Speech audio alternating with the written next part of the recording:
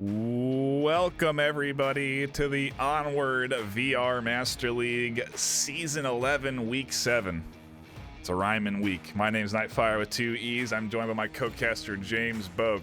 How you doing today, James? I'm doing very well. Excited to watch cast and be involved. Oh, yeah, of course. It's going to be a very exciting matchup today. We got Violence of Action versus WCO. We'll be abbreviating those down to VOA versus WCO for today. And really looking forward to this matchup. No eyes on WCO yet this season, but you look at their past history, they were a team that we had some interest in at the start of Season 10 when they made their debut. Since then, yeah, no games watched. And, you know, this is a silver v silver battle. I really want to see what kind of quality of matchup we're going to get here today. It's going to be a good one looking at their play history. Very similar sort of results against some similar teams. Yep.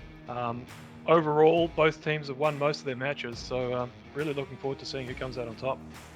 Yeah, the losses they do have are against teams that are right now doing very well. Like teams like Error 404, in the WCO case. You can't really blame them for losing that match. That team's been looking great.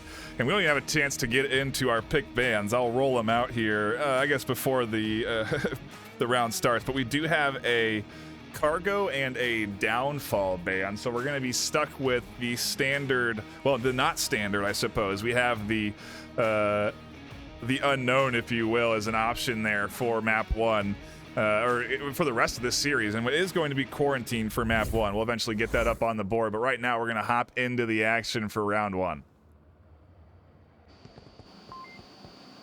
As you can see, it's Quarantine, which VOA have picked. Their most played map is Downfall, which was banned against them today, so this might play into their wheelhouse.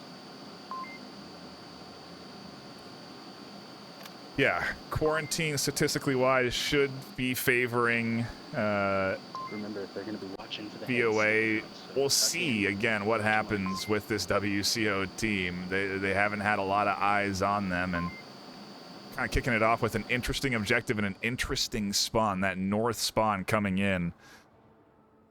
They're taking it very slow, all crouched down, all taking their time, as they should, since Riggs is right there on the corner, ready to peek this. I mean, they're out in the open right now, vulnerable kills. This is a stressful objective to defend. It's very cappable. You can cap from outside. There's multiple ways to get inside. You can see by the defense that they are quite compressed. They're worried about that cap. And that's definitely going to weaken it in the north. Yeah. And VOA are reacting based on that pick. Yeah, that's exactly what they needed to sort of kick off this entry here into the Northwest. And you can see the reinforcements coming in to support their down teammate, Codemeister and Identity Crisis, taking up this position. And maybe Code can push into the back for a flank. He's going to go for an extended rotation, a trade up on the roof. And I'm going to keep my eyes on Code, because I think this could pay off if he continues this swing.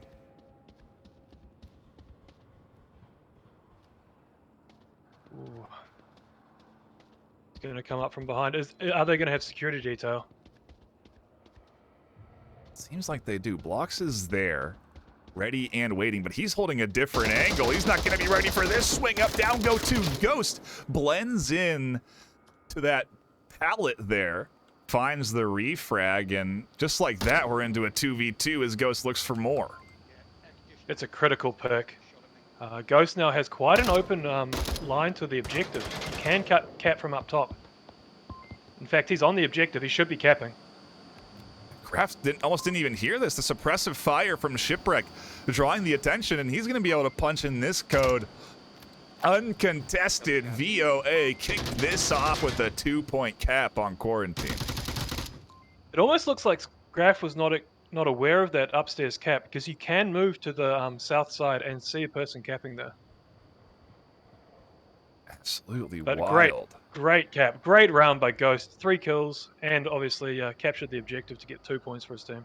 And I mean, look, it's super fortunate too. That flank almost paid off. That nearly cut Ghost down.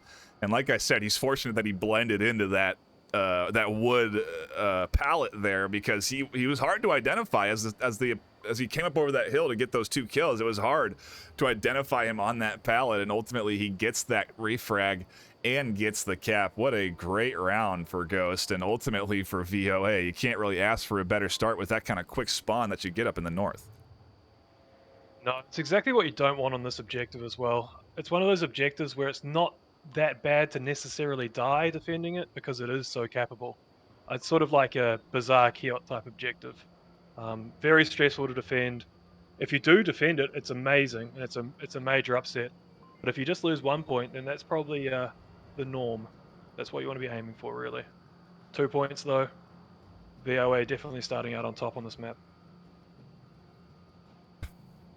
Good start for them, and now you have to think about the mentality of a WCO, right? They're coming into their first casted match in this season. They obviously want to perform well. And do you consider approaching this next objective with a cap mentality? Is that too big of a risk? I mean, this is an objective, like you said, that has, I would say, multiple different angles to I mean, maybe one of the more capable objectives on Quarantine, all things considered. So I think maybe you have to come in with a mentality of, yes, let's get a cap here on this objective. And they do get that north spawn. The mirrored spawns, interesting to see if they have a similar approach.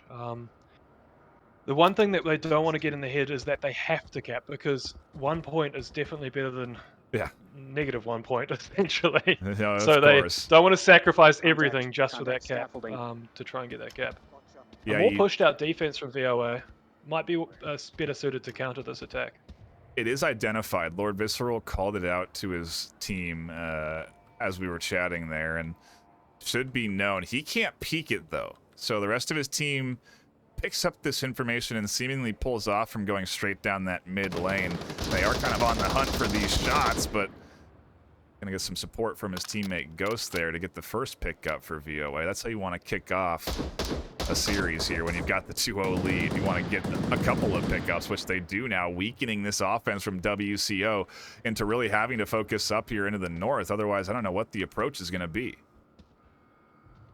It's one of these objectives where the first 2 picks are very critical. If defense can push out and get a couple of picks, then defending this objective with 5 against 3 is it's obviously easier, but in the case of this objective is very much easier. Yeah, maybe a bit of an indication of a weak point there in the WCO defense when they were all set up inside objective building. To your point, it does have its benefits to be out here. But even then, they did apply the pressure, necessary. They did have that one in that tight lane where Snobby Rider is over by that white car, who's also looking for some action himself.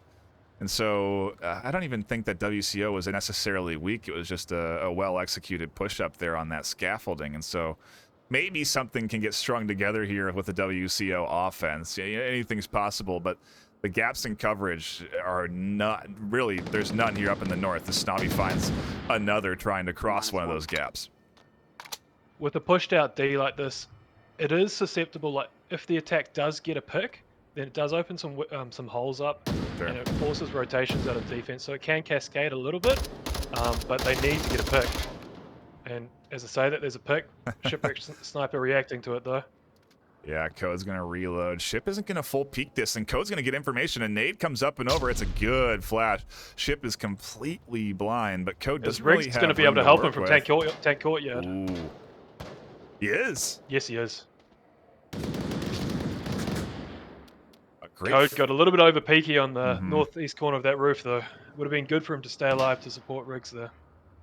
That would have been huge, because then he wouldn't have even been identified by Snobby, who does pick him up here. You see the angles, the lines instantly dialing in over here as well from the BIOS and Ghost, so they're very aware of the rotation here from Riggs, and it's going to be tough for him to get in any sort of leverage through this gap. He's got a lot of time, though, 3 minutes left, so he can maybe work something out. It's not impossible. Riggs can actually get onto objective if he treats this carefully. He could go through the fuselage. He needs to rotate south a lot to do it. It's unlikely. Oh, that would be a massive pick. He is hunting for it there. Those shots just missing. The utility coming in, but that's not going to find much success. And Ghost is looking to thread an angle there. Riggs exposes himself for a fraction of a second. He's fortunate he doesn't go down. They dialed in on him there. Yeah. Oh, and a little team kill to wrap things up. The BIOS celebratory shots to the sky end up taking down his own team. But that's kind of the danger we're talking about there. If you go for the cap and you don't get it, if you do get that -1, it then puts VOA up 3-0 on map 1. A couple of things to remind ourselves here, of course, is that this is map 1. So it is quarantine. It is VOA's map pick. And so WCO, just if they do lose this, if they can't come back here, will be going into their map pick, someplace that they're comfortable with. Maybe, a place we haven't really seen them play much. There's Sand still in the rotation? No, Sand's out of the rotation. Sand is still in the rotation. And USS Shipyard. Quest is out. You got Shipyard now replacing. You'll be interested to see what WCO go for. Not that this map is over, but this objective in itself is another very attackable objective, especially if you get the quick spawn. And even without the quick spawn, there's opportunities to cap from around corners. So it'll be interesting to see what VOA's approach is on it. Yeah, and all What would have you have done on that 3v1 if you're 1v3 attacking that last objective? Do you feel like you should have kept pushing, or would you have I think he did the pulled back? I think he played it. I think he played it right when he was in the 1v3. I think leading up to that, maybe I would have tried to communicate that I got that pickup on the roof so that my teammate's attention is more focused over on white car, and that might have prevented his death. But once you're into the 1v3, I think he played it right. He looked for the pick on the ramp, nearly found it, Imagine he gets that pick on the ramp. That pick, yes. Then he crawls. He has options, but if he goes back to the wall, he then did also challenge. I mean, he just challenged for those shots and didn't win and goes down. And so I think if he wins that trade, he's in a very good position. So ultimately, again, WCO not necessarily playing things wrong, but just having a tough time executing up against VOA. And so far, it's been a pretty good battle for the 3-0 that VOA has. And we'll see if WCO can put a point on the board on this defensive round.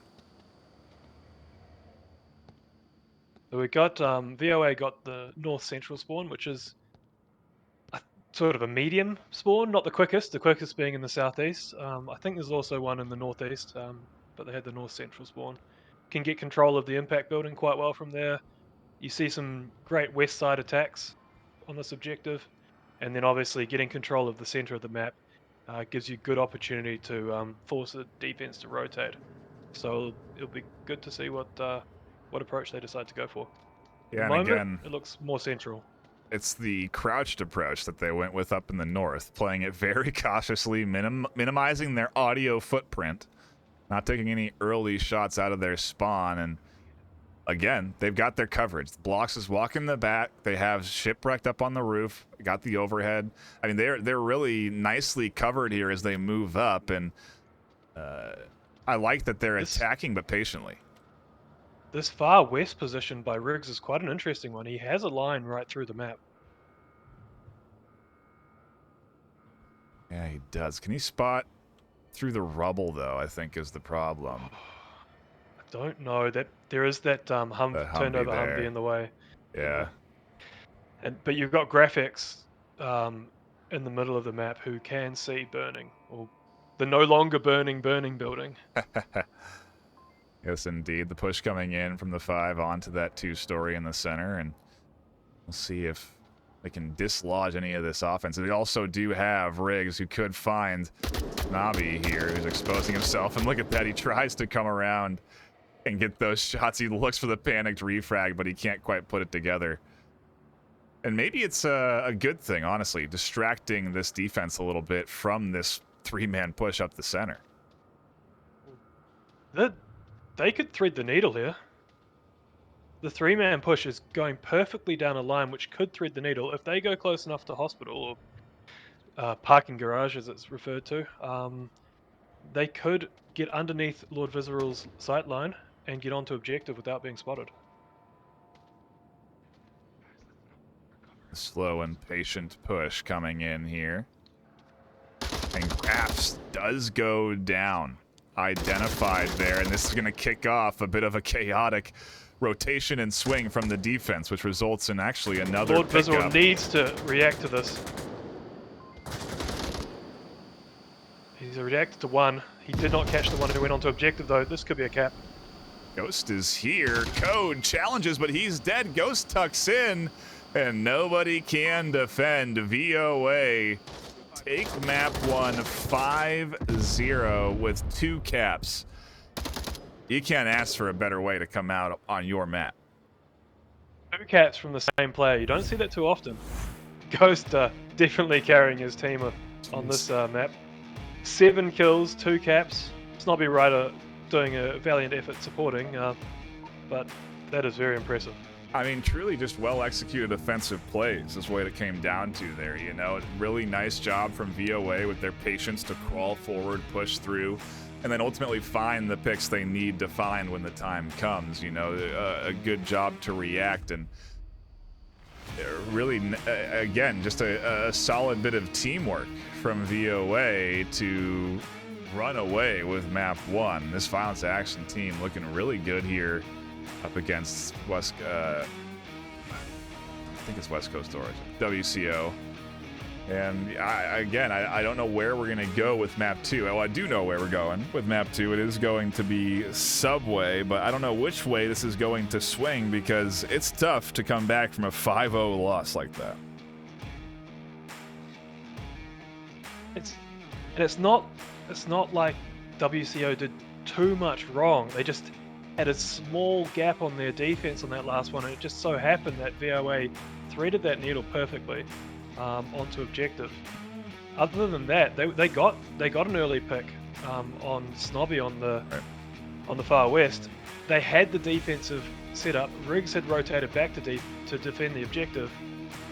The timing and the threading of the needle was perfect. However, we have Subway. Yeah. And you Bit of a probably know different- my feelings on Subway. I love Subway, and I particularly love this objective. It is the North Stairs objective. You see some great encounters, especially in this north alleyway. Yeah, a bit of a different beast for sure. A much more tight and compact map, but if you look at how VOA approached Quarantine, I do think it may end up working out for them. Essentially, they went with a 3-1-1 split on Quarantine, and if you pull that off on Subway, it works quite well. There's usually 3 entryways to an objective. In the case of this north objective, there was only 2, but regardless, that 3-1-1 split can get you good command of the objective floor, and so that you can push in from the stairs. And so I want to see if they continue to kind of go with their sneaky sort of pushing, looking for cap offense from VOA, or if WCO kind of maybe brings something out here a little more aggressive. I'm not sure. I don't really even know what the answer is for WCO on the offense, because they certainly didn't get very many opportunities. So maybe that can change here, since they will be going on the offense for the start of this round. This definitely is an objective where some violence in your action can pay off. Yeah. So maybe not the crouch approach from VOA could go well, but interesting on the 3-1-1 split, which you alluded to, that can work very well for this objective, because your south approach has so many different ways to get to it that splitting your players 1-1 so you can clear across the platforms with the heavier north side push can work really well on attack. Yeah, you need to usually invest a little bit of LMG or some smokes, maybe, could be coming into play here. I haven't seen smokes down the lane. Nades, flashes, obviously a key element on a map like Subway, and so I do anticipate to see utility being incorporated as a main staple to any offense or defensive setup. Maybe C4 as well. We should keep an eye out for that as well, as I do see a C4 in hand as we go into the round. WCO on offense, VOA on defense, coming off a great map 1 on Quarantine. Facing objective. We've got one offensive LMG with an M249. The rest are running Rifleman or Specialist. Look at that little C4 placement. Tucked in on the trash can, impossible to really see. Wait, I thought I was in this hallway of cook machine. Gonna help cover that south entry point, and let's take a look at the overhead to see how this offense is rolling. And yeah, it is looking like it's gonna be 3-1-1, but this time from WCO, as they do have Identity Crisis, Lord Viss, and Riggs here, most likely making that north entryway down the stairs. Code gonna head all the way south, and see how the rest of them fraction off. Grass actually underground. More compressed defense than you sometimes see for this objective, with the north side defense being down on the objective rather than trying to contest the stairwell or the corner at the top. Attacking wise, it's nice to see they've left someone on security detail and Riggs. It's often overlooked, and then you can get some brutal flanks on this objective. However, it doesn't look like a flank is going to come out today, at least not early on.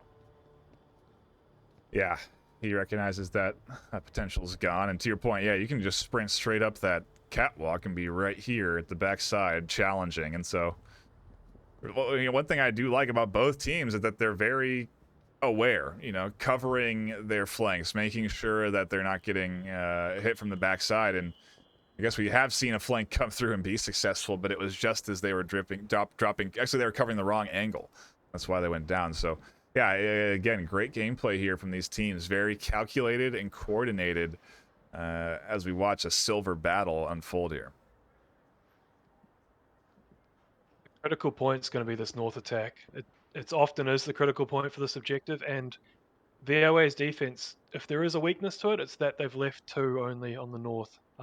So if WCO push that hard, it will force rotations out of those south players, and graphics, unfortunately, has picked up a friendly there. And we've also had a drop from VOA, so it's still 4v4. Even things out, I guess, a little bit. The Onward gods shining down here as we get into the 4v4, and Grass trying to push through. Now his location certainly at least somewhat known. You see Shipwreck's laser scanning across the midfield here on the hunt for graphics, and also Utility blasting away That there on that C4. north tunnel. That C4 has been taken out by one of those frag grenades. Bias almost getting a little bit too peaky there, getting picked off. He almost has his feet taken off. This is a well-controlled attack so far in the north. Oh, well, it was For until some that of the utility use. it was until that flash blinds them and stuns the offensive push in its tracks. A pickup comes into that central push area, which does force Snobby to stay there. So it is a 3v2 on objective. A little bit of an advantage to WCO now if they can get control. It's going to force the rotation from Snobby. Should be an easy kill for Graphs if he plays it patient. So WCO in command here. The Lord Visual needs to get this pick onto Ghost. He doesn't have a backup player going down the stairs with him yet. Now Identity Crisis is starting to join. Yeah, what's the point of going down if you just send yourselves one at a time through this tunnel? I'll be able to get that refrag. And yeah, they're both covering different angles. One watching that. And, oh my gosh, as he comes down, the pre-fire comes in and the defense tucks back in. Control secured here from Lord Visceral, essentially. They cannot do anything now until that LMG is out of ammo. So he just has to feather the shots. Here comes the dive from Ghost, or excuse me, Identity. That's a little too aggressive.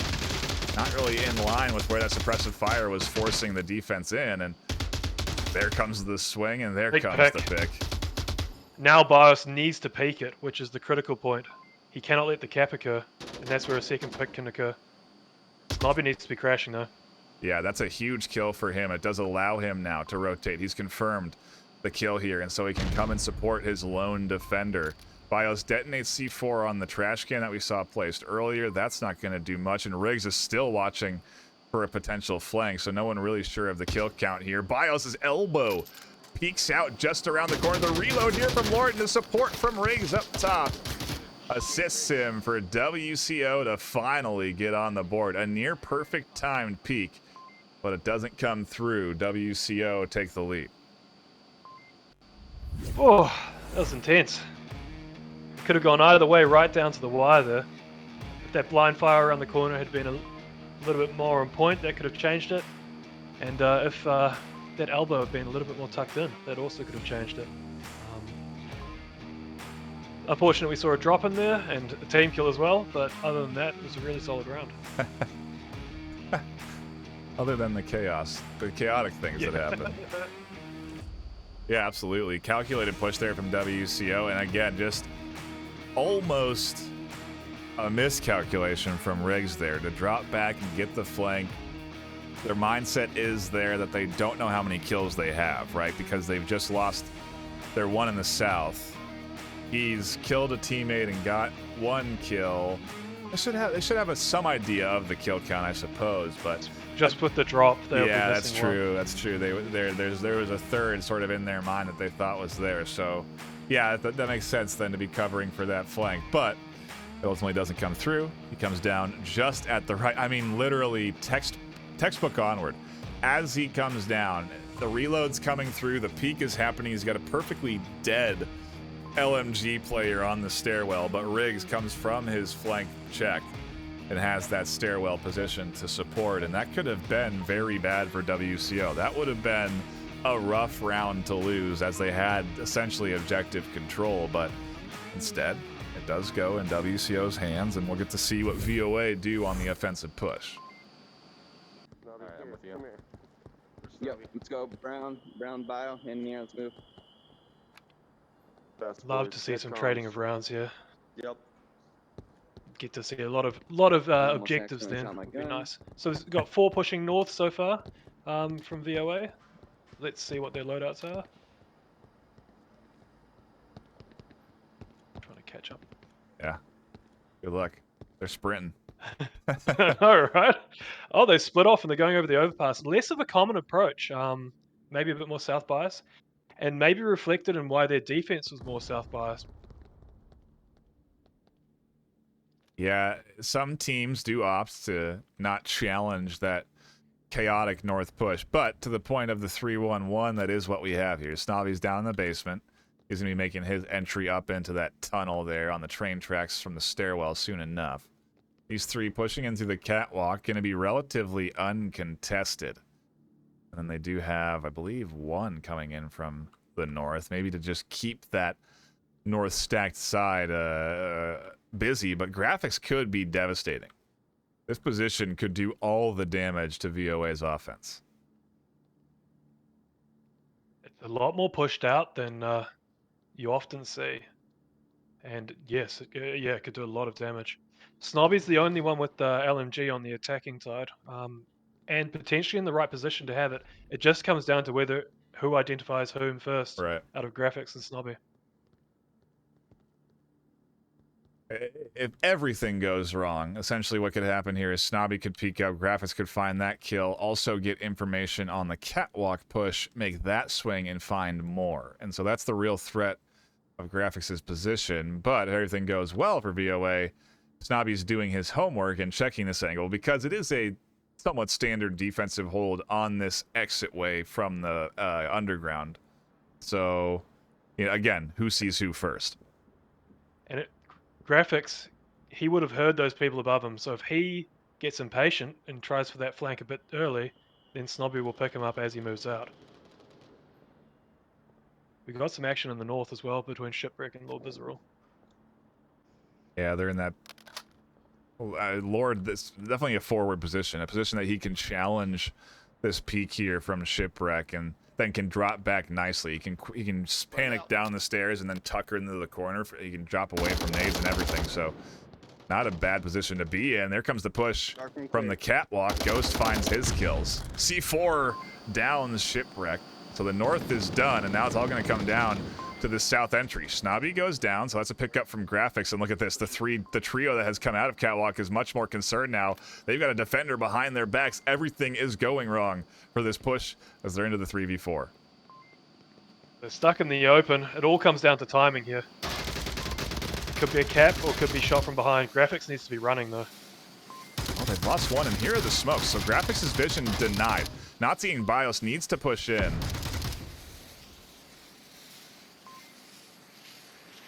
As far as the defense is aware, they could be capping right now. There are caps around that corner. Yeah, Brown's going to be in trouble there. Yeah, this duo not looking good. They need to move. These smokes are going to dissipate soon too. Come on, graphics. I feel like just being like, oh, come on. Perfect pick there. He does get the pick. Now BIOS is in a lot of trouble. Yeah, we'll see if aggression comes in from Crisis and Lord. They've lost one, and so maybe they're second guessing that option. And graphics really shouldn't even know there's another here. So he may drop off of this eventually if BIOS plays it patiently. He's got 2 minutes left to work with. Oh, no patience. Maybe that's big gonna pick. work. Cap could come out if they don't react. Oh ho ho. I like the aggressive play, the attempt. It was, well, going pretty dang well there for a moment. And if he had found that kill, if he had anticipated the prone around the corner, that could have been VOA tying this up. But instead, it is WCO up 2-0 now. And great start for WCO on their map pick. We may have a reverse sweep on our hands here. And it's a round which just came down to a couple of small differences. If a couple of things had gone the other way, the round could have completely switched. It could have been a cap right there, very easily. So, another intense round. Be interesting to see how this next objective goes because it's a little bit different. Would you say? It's still still some quite linear approaches to it. On this all the way under objective. What type of approach do you like to see on this objective? Because I know there are a couple of different variations. Yeah, but I feel like it's tough because you have to, there's like a rock, paper, scissors game that you play on the defense. Is the defense stacked all underground? Are they going to send some up onto this first level to cover? And then in that case, do I have to invest as an offensive push in resources and maybe even more players to get control of these upper stairs, of this subway level? And to that point, it's, again, what do? Do you go with a 3-1-1? Do you go 2-2-1? Do you send one underground and two on each stairwell? I think, you know, best case, you go 3-1-1. You have one on each stairwell. They get control of this subway floor uncontested. And then it's just about a matter of making the entryway into the objective floor, into that subway area. And if you can really sync up with the utility, the smokes, the flashes, things can go your way. And so maybe WCO, and on this objective, if you draw the right attention, you can get caps. You know, there's little spots to cover behind. That jet out, that triangle jet that comes out there really denies a lot of vision for people that are covering the other half of the entryway. And so, I don't know. We'll see. We'll see what WCO ends up doing, what the defense looks like from VOA. And, you know, if VOA do what they have been doing, I do anticipate a...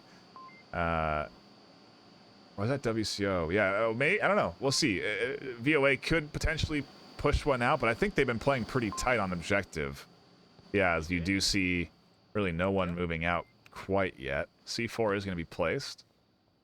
Hey, cover that side, I cover this side, don't worry about it. Yeah?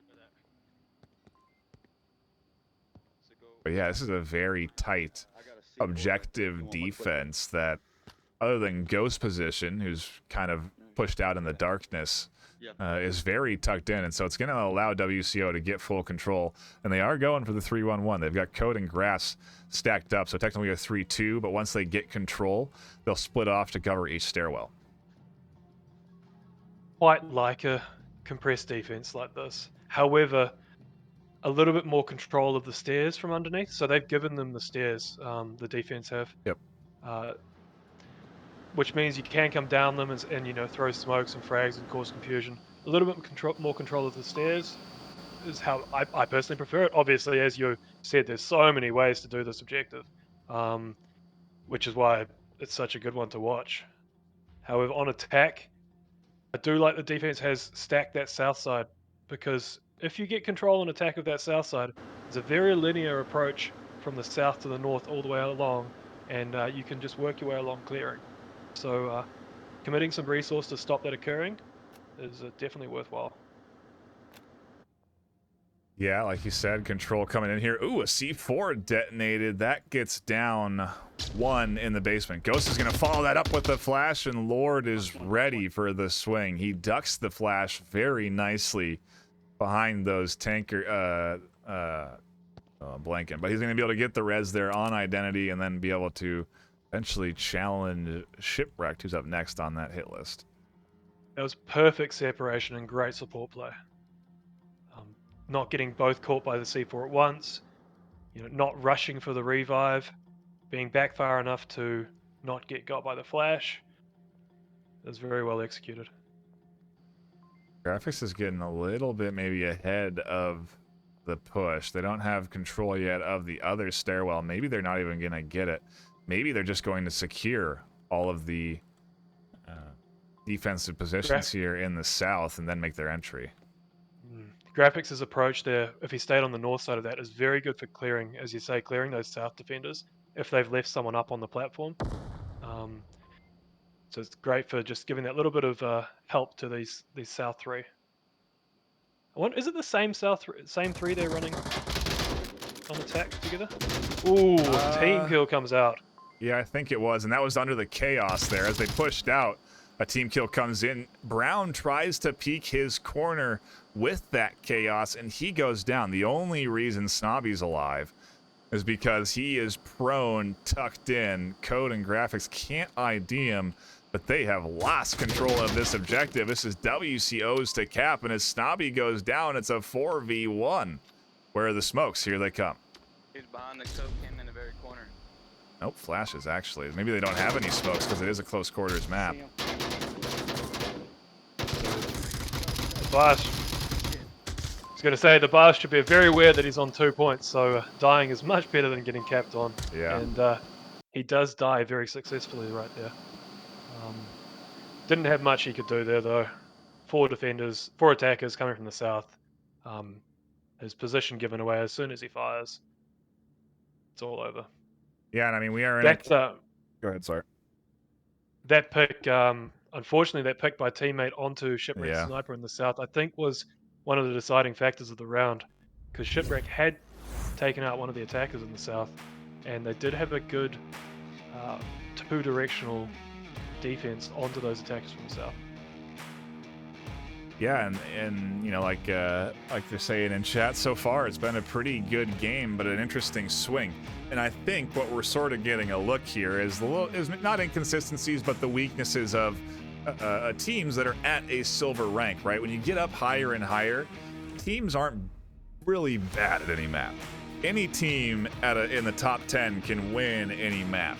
They are known for excelling in certain positions simply because maybe they've had a highlight reel or a couple of good kills shown. But truly, if you want to continue to climb that ladder, you need to patch all of the holes in your ship, so to speak. And so maybe we're seeing a weak point here for WCO on Quarantine, a weak point for VOA on Subway.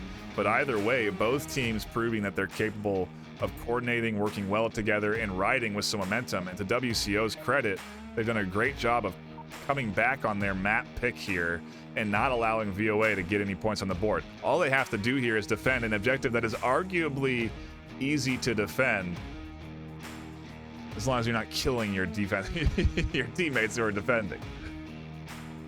Yeah, it's another one of those defenses which really comes down to the first 2 picks. It's a relatively easy objective to defend with, 4 or 5 defenders. Sure. But if you lose a couple early, trying to defend it with 3 or 2 is very hard. So it'll be interesting if they do push some players out. They are pushing Briggs out onto the top platform, but not too far, just in a bit of an ambush spot in the south rail car, and then 2 north, 2 south. And he may, and great timing from Snobby and Shipwreck to slow their pace, but he may be here as almost a radar beacon. I don't know if he'll be calming anything. I'm curious to see if we even see any radio clicks. It seems like he's going radio silent, as he should, because the 3-2 split is reversed here. They've got 3 coming in from the stairwell, 2 coming in from the basement, and so he may be able to cut this team down quite nicely if Ghost doesn't check this corner. It looks like Riggs is one of their push-out defender players, because on Quarantine, he was the guy who went out way west. And the thing I noted from him is he had great tablet awareness and knew exactly when to rotate back to objective. So if he does get a couple of picks, oh man, maybe facing off against 3 might be a little bit too much to ask. Not ready for that, it seems. He was surprised. The silent push, the crouching from VOA. I mean, hey, I don't know why we don't see a lot more of it, but teams really have been just sort of sprinting around lately, and staying silent seems to be working well for VOA and throwing this WCO team off just a few times every once in a while. The C4 detonates there, catches himself, full kills himself, and only down Shipwreck. That's couldn't go worse. 2 downs by the defensive team. So there's 2 players who are on low health, but still 5 up. Well, 4 up. Shipwreck getting some payback on Snobby after Snobby killed him the last round. I think that is fair enough.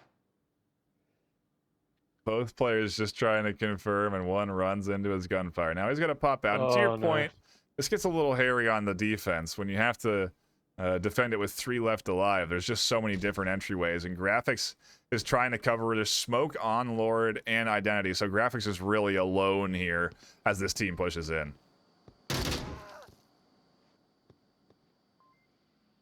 So a clean kill on Ghost, who was injured previously by Riggs. And Graphics is down. If he stays quiet, if they don't confirm him, this could help out the defense a lot. They won't have a clean kill count due to that team kill, though. Graphics should have comms here, too. I'm not hearing anything coming in from him, though. I'd be staying quiet until you get that little bit of a confirm on when the push is occurring. Sure. Hopefully he does yell it out at the right time as they start to push up to the north. Side for the tunnels. Oh, I am hearing. He is coming, but he's so quiet. They just can't hear him. And he's definitely calling out that they're stuck in this stairwell because Lord is challenging this. He doesn't care at all. He's thirsty for this kill, and he swings onto Bios. Oh, there it is. And finds the trade. WCO take the map 4-0, the reverse sweep. We don't see this very often, and it's exciting to see because now we get the Series 3 decider. VOA get to pick the map, and so where do you think we're headed here? We've got Shipwreck, we've got Sand as I have options. my guess. My guess would be Snow Peak. Sure. Just based upon how well VOA did on Quarantine, the fact that they also love Downfall, it looks like. Without knowing too much about the teams, I would guess Snow Peak. However, Snow Peak is a bit of a wildcard map. It has those really close range objectives as well as the longer ones. So maybe we will see Shipyard instead. Absolutely. I'm curious where we take ourselves here as map 3 gets decided. VOA going to go to Shipyard, as you said. Love to see it. One of the new maps introduced in this set of in this I don't know what we'll call it, the second map pool of the season. We have one more that will be rotating in a few more weeks, but this one's been fun to watch so far. We got to watch some really high-level teams like Beginners duke it out here. We've seen great C4 play. I've had to get my terminology down, and I'm curious if you're familiar with it. Which side's the bow and the stern? Now that I can't get my map up for some reason, the bow would be the west side of the map, I believe, and the stern would be the east side of the map. So the bow would be the nose of the ship. Yeah. Yes. Okay.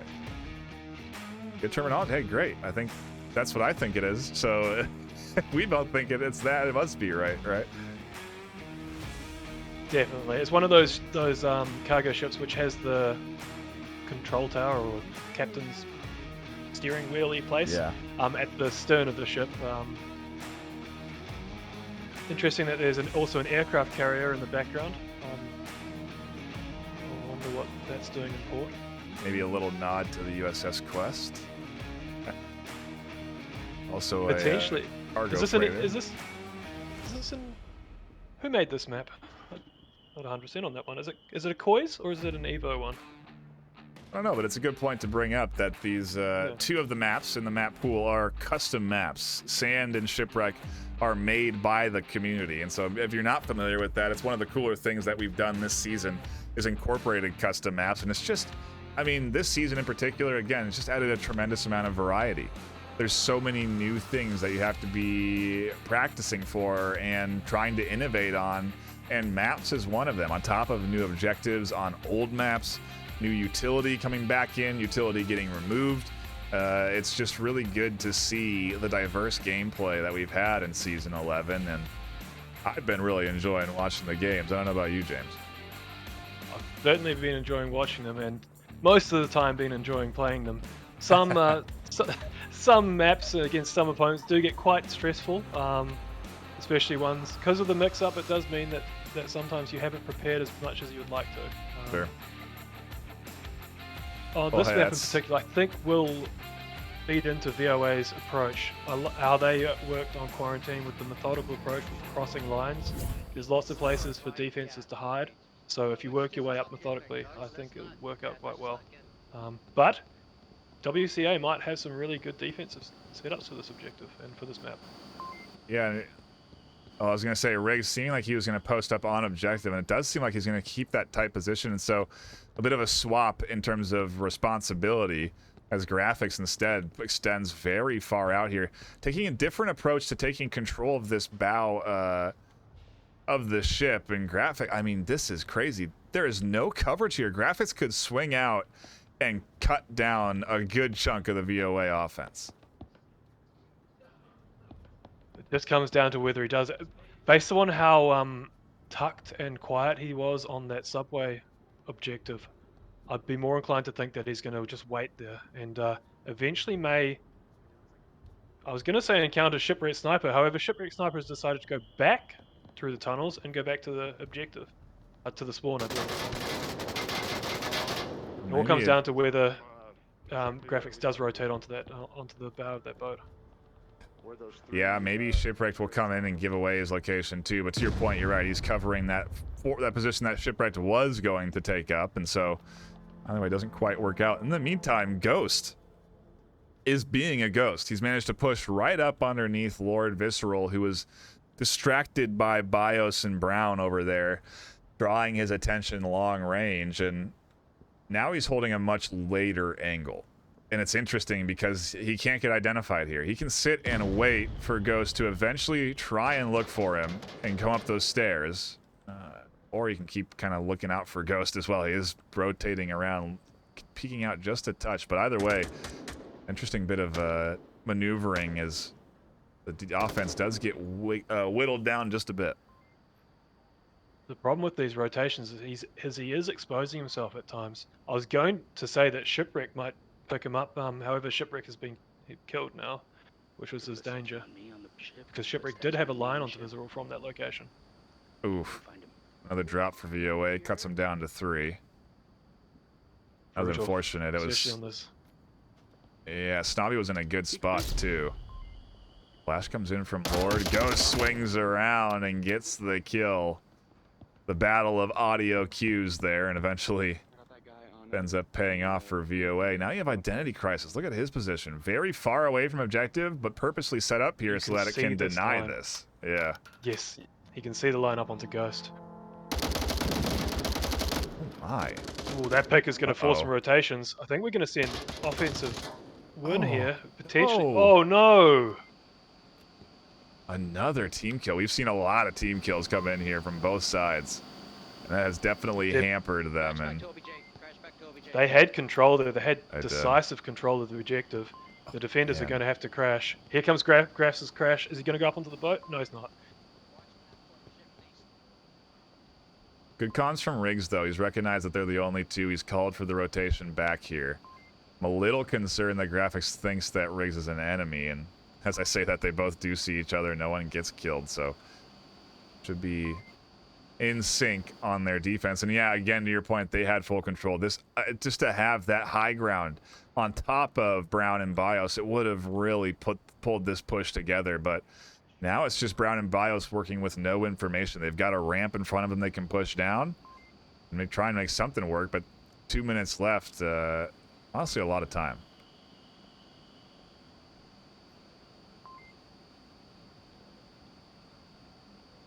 No, Graphics didn't expose himself to it. Not being aware of your side as you're reversing is always something to consider. So it's all down to Riggs. He is in a position which they might not be ready for because he is off the objective a little bit. However, once he gives away his position, it's going to be very hard to rotate out of there.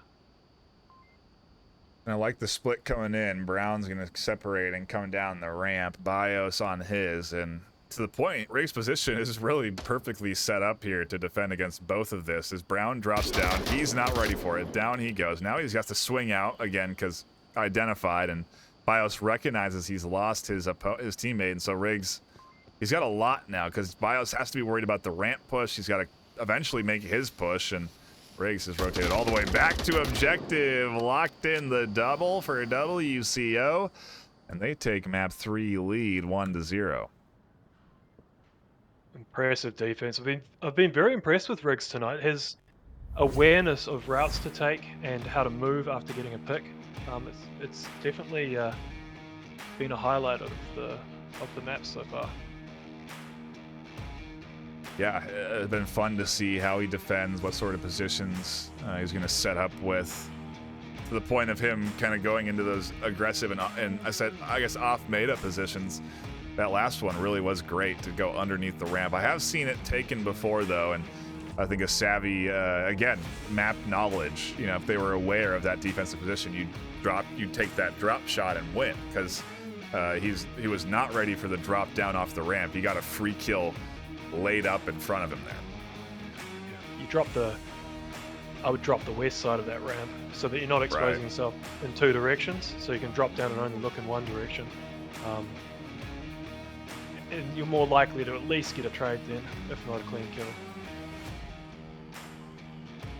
I'm sure that the teams will be watching back, and so they can learn and improve, and that's the beauty of the VRML. You know, it's really a space that you can hone in your Onward skill set as a team. You can climb the ladder, get better and better, and you know, it's, if you want to be at the top, you really have to seek it. You have to pursue a good group of players. You have to really get a good team that's knowledgeable about the game. And if you want to play casually, you certainly can too. There's tons of teams that have joined this season, season 11. I mean, these teams are silver, and you are seeing a few mistakes that we're identifying, but still, for them, to see us really what is very good coordination and good comms come in. Those are the two things I always go to in terms of a team that is well organized: coordination and comms.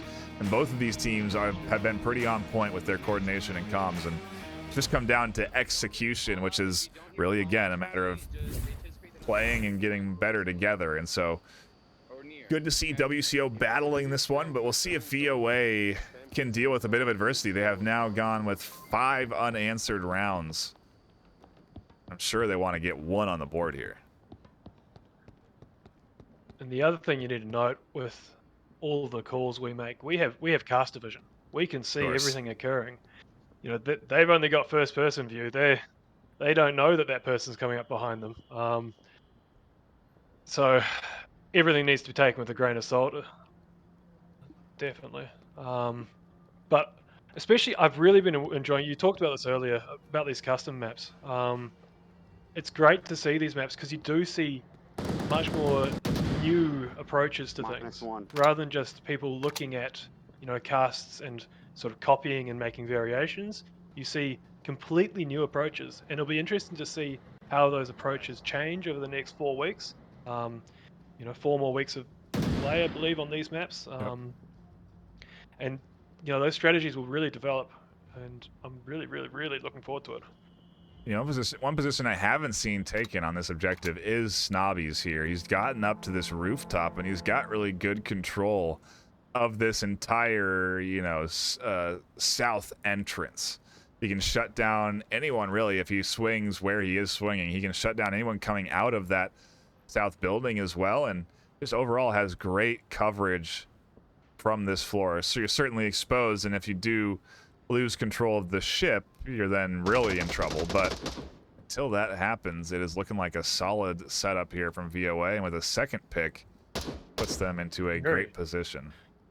A very tight line here from Shipwreck Sniper. Be incredibly hard to identify him because you've got the wheels of this 18-wheeler. Well, technically, what, 8-wheeler trailer. Oh yeah, I like trying that. To see through. A real ankle biter position. Exactly. And I like Snobby Rider and Nazi Browns. They're sort of working as a pair here, because if Snobby Rider gets engaged from that middle building roof, Nazi Brown can really react to it and either distract or take out the attacker. Sorry.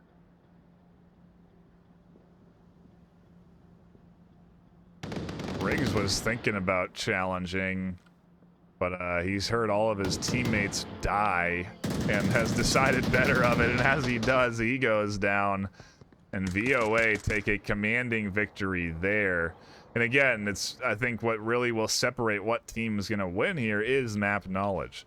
WCO certainly seem to be aware of some of these objectives, but if we continue to trade, we'll really get a good perspective into what these teams have been practicing and what team has the better understanding of this map. And right now, I really don't know who it is.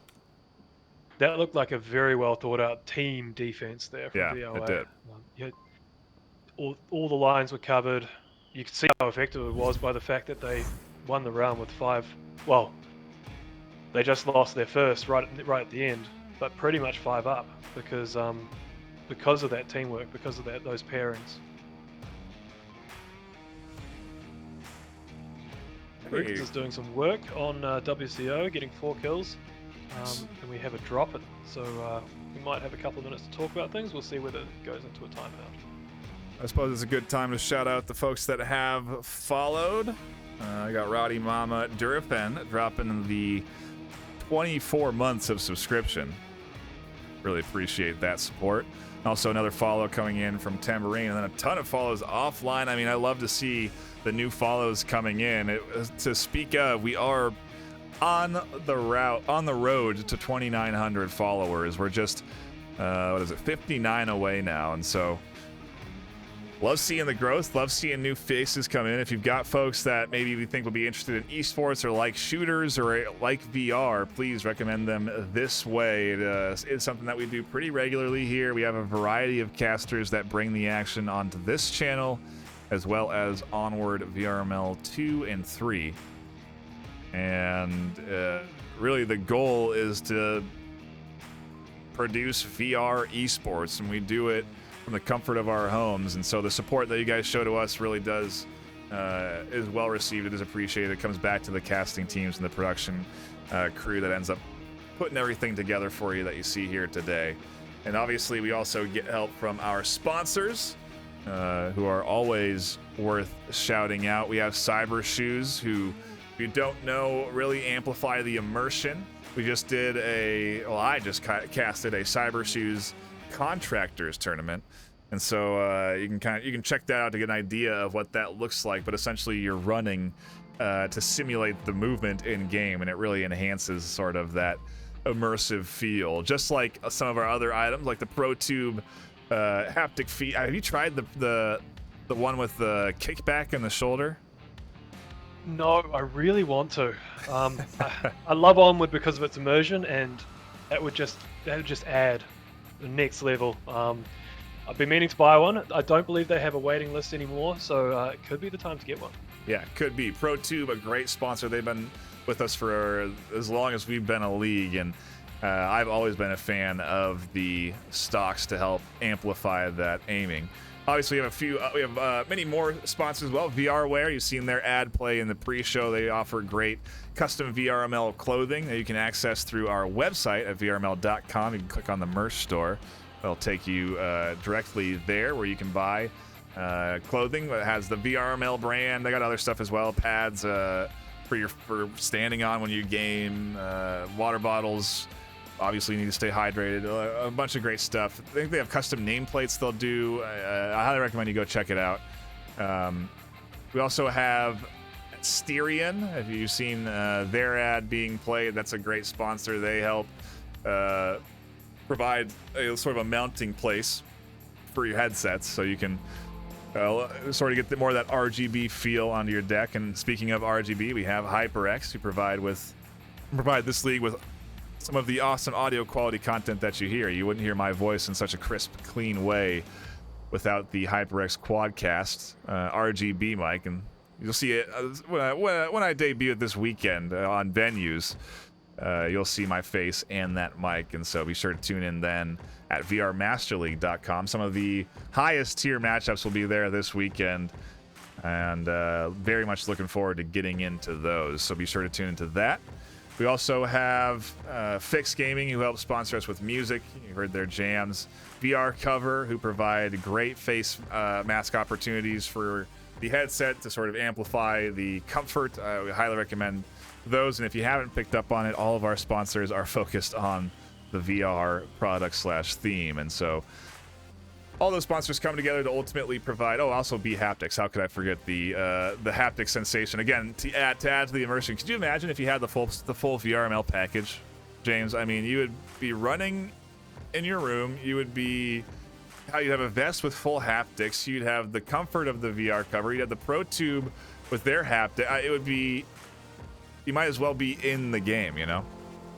And then when I come here and sit at the casting desk, I can then sound a bit nicer, which would be brilliant. Oh yeah. Definitely something to look forward to. Definitely something to invest in. I just need to get it past the wife, unfortunately. Yeah. It's again, it's always the struggle. Yeah, the full package is sometimes tough to get all set up, but if you can, I highly recommend taking a look at all of those sponsors. They all provide great ways to enhance your VR experience, and they do ultimately come together to offer us with cash and product prizing for our championship finalists. Most of these teams are battling it out against each other to climb the ladder.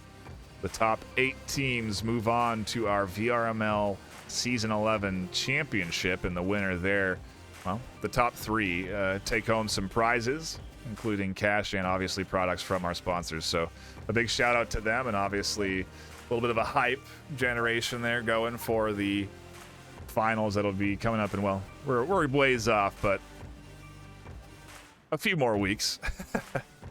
Speaking of hype, we have had everyone back into the game, and they've just launched into this objective, which is the West objective. I think we'll see a lot of utility use on the approach to this objective, because defensive-wise, there are some little hidden spots which can be quite effective. So taking them out with smoke and frags may be required. Up on 3-story.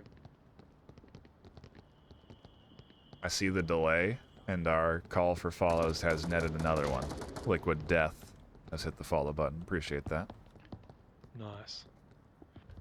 Early shots coming in, though. I guess not really giving away spawn, you know.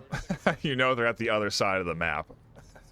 No, I don't believe there are 2 spawns. There are 2 spawns for a few objectives on this map. I'm not sure if it's for this one. There might be a couple, but overall, not a big giveaway either way, because No, there is the fast spawn, isn't there?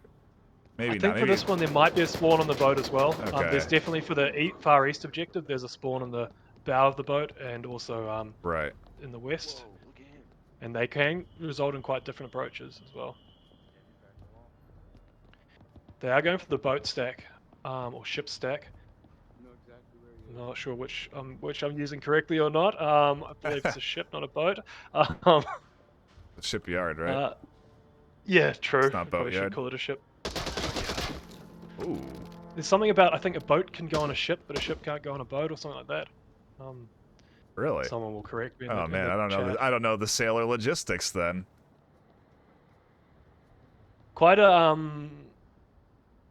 other than Lord Visceral's position, it's quite a compressed and probably a defense we might see used quite often. You know, it's Yokan looking underneath the door is very powerful because it's hard to spot him.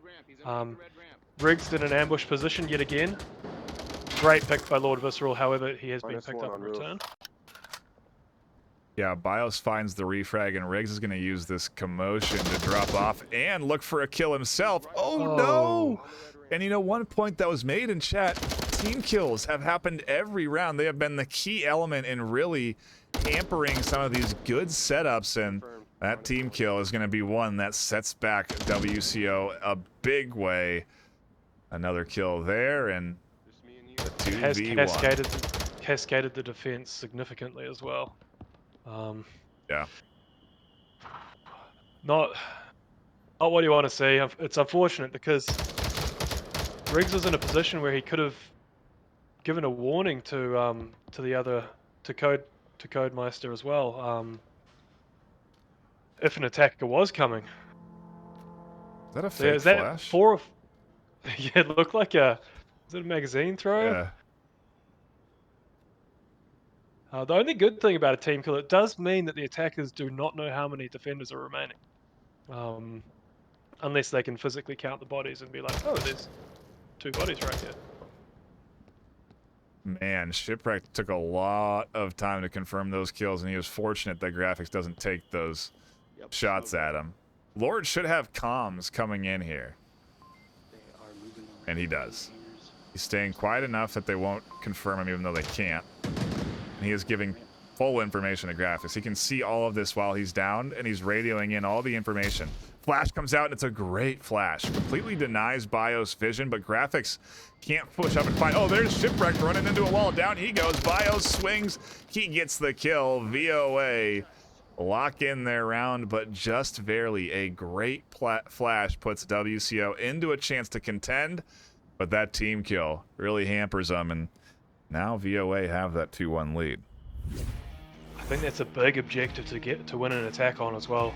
I would say it's one of the more defensive biased objectives on this map, and one you really want to hold.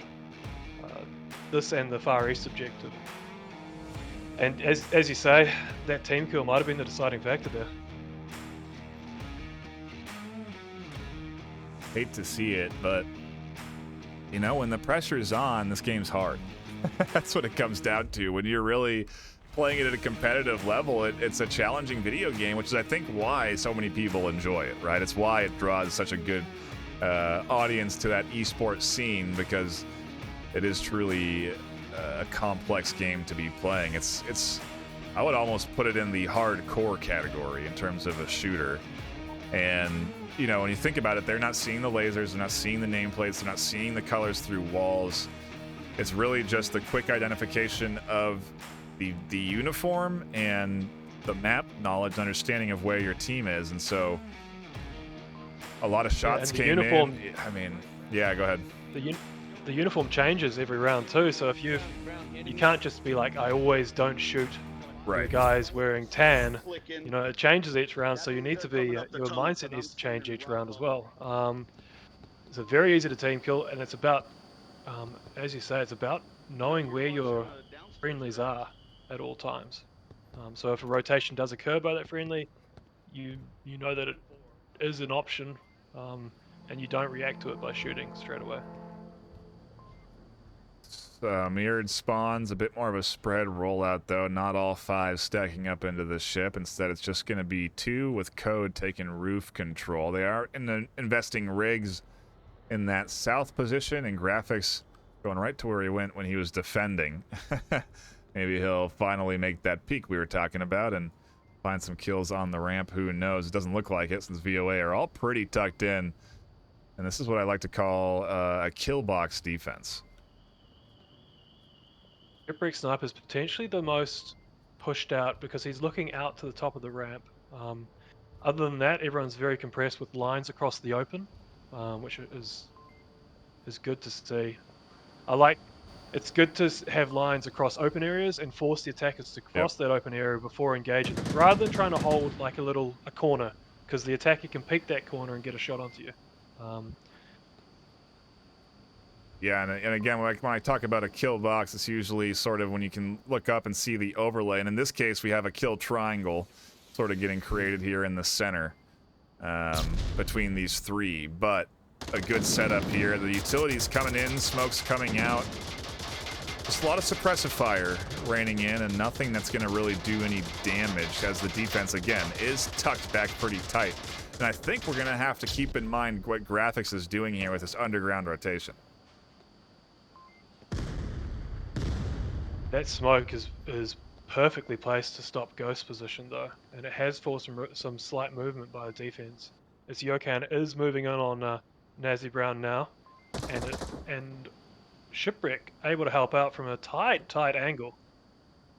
Graphics is going to challenge his doorway here. The BIOS is dialed in. He goes down. Shipwrecked finds another. Code getting picked up on the ramp. Ghost finding the south entry, and that's the WC offense getting picked apart. Now it's all up to Lord, Visceral, and Graphics, who is still alive. Unfortunately, we see another team kill. This time on Shipwreck Sniper by Nazi Brown. Jeez Louise. However, VOA do still have 3 defenders against 1 attacker, so it may not be the deciding factor, unlike previously. As I say that, Graphics has weakened this defense significantly. He has a powerful position to come from behind. They have reacted to it though. Yeah, he's looking at the code. I was gonna say he's not close enough, and he's not. Ghost has rotated to reinforce. Is he gonna be ready though? No, he's not looking.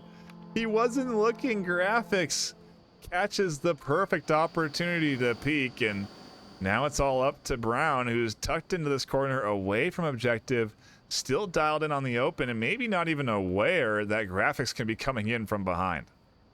I've not seen him check his tablet yet. This would be a massive turnaround by Graphics. I believe he's gotten 3 so far on his approach from behind. I don't think this is gonna get... Yeah, he's gotten 3, and Nazi's gotten the other one. So the 2 players on the field have killed all of the defenders between them. Graphics just looked right at him. Is he gonna not take the kill and push up for the objective? It's bold. Yeah, I like it. He is. Wow, what a great play. Understands the situation that they're in, identifies that Brown is away from objective, and doesn't take the shot. That is an incredible rarity, even at the high level that you see that happen. It comes back to the mindset that we heard from James, where it's, well, 1 point's better than negative. But at the same time, a cap can really push you in a good place, and as I put the wrong scores up there, it has put WCO in a very good place. They now have the 3-2 lead. They go on to defense on a new objective. I mean, what a really savvy move to push up and get that cap. What's brilliant about that is that he shouldn't have had a clear kill count. He should have thought that there was one other up because there had been a team kill in there. However, right. I think he might have spotted the body because the body of the person who was team killed was in a location which he could see. So if he did, and this would be amazing, but I think he did, he took into account the dead bodies as well, and went for the cap because you wouldn't do that move without knowing that it was the last defender there. I mean, it's 3-2. You know the pressure's on because each team is they're killing themselves in the panic. Team kills are happening consistently. I guess I have to think about it. Is it on one side only? Is WCO the only one team killed? VOA have team killed too. I think it's been on both sides. There's definitely VOA just team killed in that last round, and WCO team killed in the round before Yeah, that. you're right. Okay. Definitely. So, Yeah. I know Shipwreck Sniper's been killed more than once on the VOA side, and he killed Snobby Rider back as well. So again, just to reinforce, the pressure is on, and to make that massive play, this is the series decider. This is map 3. WCO has series point coming up right here. And if they can lock this in, they've managed to take away what was a awful start against Violence of Action. I would say this is one of the more defensible objectives as well. So that can go two ways. If they get their defense, obviously they win. However, if they don't get their defense, then it's a very big ask to get an attack on this objective. They've decided to stack the ship side a bit more on defense, which is a risk because, as we talked about earlier, this is an objective which does have a quick spawn. Marsok could have spawned on the bow of the boat, and if they do spawn on the bow of the boat, you do not have a safe approach to get up onto that ship as a defender. I'm just mixing up ship and boat willy-nilly now. And geez, unbelievable. You're lucky there's not a boat somewhere around here, or else we'd be in trouble knowing what the heck you're talking about. But there's only one, and I think we can, follow along just fine. But to the point, they have invested in making sure that Brown and BIOS don't have an easy way through this ship. They've got Riggs and Visceral, both with Overwatch positions, and Riggs actually not even worried about the boat defense. He's got eyes on the roof. Finds the first pick for WCO, and that's a heck of a way to start off your series securing round. Riggs yet again in a more pushed out defensive spot, and also straight after that pick, rotating. Some good high level plays that we've seen come out of him tonight. Yep, VOA, classic sort of silence is violence approach. Has worked out for them quite well for the most part, but WCO is seemingly able to battle back, especially here. Ghost may have spotted Riggs here. Really? He's very exposed, however, he is trying to get a line onto him. Oh man, now he knows he's there. Yep, Riggs really peeking out, and that's going to give away Ghost position. Graphics with a nice refrag. And that's an indication of a good defense, right? You have those refrag positions. You have other angles covered so that if those shots come through, a peek can come in and a kill can get picked up. And WCO stay in the advantage now with 4v3. The other thing you got to take into account here is VOA know that this is all or nothing. If they don't take this round, they've lost the series. And that's got to weigh in the back of your mind a little bit, especially after just getting capped on. So there's going to be a lot of pressure here, and as I say that, there could be an engagement from graphics. They should have identified his position from that last pick. I think they might be able to see his toes too. If they are continuing to play this crouched approach, they may be able to ID him, but they both do stand up now, and Graphics finds one. He's on the hunt for a second, and he satiates that thirst for blood.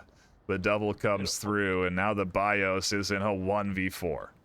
It all comes down to the team captain. Graphics with a trade. There it is. WCO locking in the series with a great comeback from a tough quarantine start, which was looking, I mean, it was looking bad for WCO. 5-0, 2 caps, and suddenly now they managed to take back with a reverse sweep on Subway and Shipyard 4-2. A great battle in the silver tiers here today, and I had a great time watching. It was an awesome game to watch. There's some really high level play there. It's great to see this level of play in the silver tier. Certainly, other than the team kills, yes, there were some team kills. Other than that, there were, yeah, just a few. Some amazing players coming out. Some great defensive rotations. Some really well thought out attacks, especially that cap on the last map there by who did that cap? Oh, we're blanking. I want to say, I'm blanking as well. I know who it was. Graphics. Yeah, Graphics. Yep. Graphics' last 2 rounds. So in the second to last round, I think he got 3 kills and the cap, and in the last round, he got 4 kills, I believe. Potentially, yeah, 4 or 5 kills in the last round. So I don't know if you're still in here, James. The one thing that's you kind of get to see is really the community aspect of this game. And at the mid tiers, all of these players, they know who they're fighting up against. They battle them in scrims. And here we are getting a high five post-match. Everyone slapping fives. The teams then take a team picture. And you just love to see the, well, I mean, the friendship. Really, what it really is these teams enjoy playing against each other. When it comes down to it, at the end of the day, whether they've lost or won, they are still having a good time with friends. And I think this is as good an indicator as any in terms of what you see and just how, you know, what this is. The VRML, while it is competitive, it is a community-driven league. It is only here because of the community. And it's pretty cool to see when both teams are just having a good time against each other and getting a good little screenshot in for the end of their game. I wonder if we can help them out with a bit of a shot. Oh, we're helping them out plenty. Oh, perfect. It's unfortunate they that VOA actually banned this map though. So this is not a good map choice by WCO. Yeah, illegal map choice. Game illegal forfeited by map choice. WCO Yeah. into the hands no! of What have they done? No, none of that. But still, really fun to see. And again, just a shout out to everyone that has been tuning in here today. We do appreciate you all for dropping by and hanging out with us here this afternoon. It ends in a bit of chaos, as it should, as Onward tends to end in. And we got 3 more team kills, 4 more team kills, just to wrap it up. Yeah, really put a bow on the team kill theme. Wait, it's been a great cast. Again, a shout out to all the sponsors. You heard my spiel at the the mid of the game, but we really do appreciate all of the sponsors that come together to promote our league and help offer prizing to our finalists at the end of the season. Big shout out to everyone that has been tuning in, all of the new follows, the hosts that ended up coming through. It was a raid. The subs, we really appreciate all of the support to this channel. Tell your friends, this is VR Esports, and we're doing it, at least I think, the best. So if you want to watch the best action, be sure to tune in here regularly, give the channel a follow, and come back this weekend. Also, be sure to follow twitch.tv/VRMasterLeague. That's where we'll be live this weekend with 2 very good games. Those will be also broadcast to venues, and if you don't know what that is, open up your Quest, download venues. It is a live platform, essentially, a place that you can go in and watch games with your friends while in VR. It's a really cool system. If you don't have a TV or you want to have a watch party, I recommend you check it out. If you have a Quest or Quest 2, of course. Hopefully PC support will come, but for now, you have to have the mobile headsets to be engaging through that Venues app. Either way, you can watch the game live on VR Master League on twitch.tv/VR Master League. And again, I recommend you go follow that channel now so you don't miss the action this weekend. Give me more here this weekend, though, too, so be sure to, again, follow this one. And That'll be it from us here at the desk. My name has been NightFiree with 2 E's, my co-caster James Boak. We'll see you all with more VRML action in just a few days. Until then, bye-bye.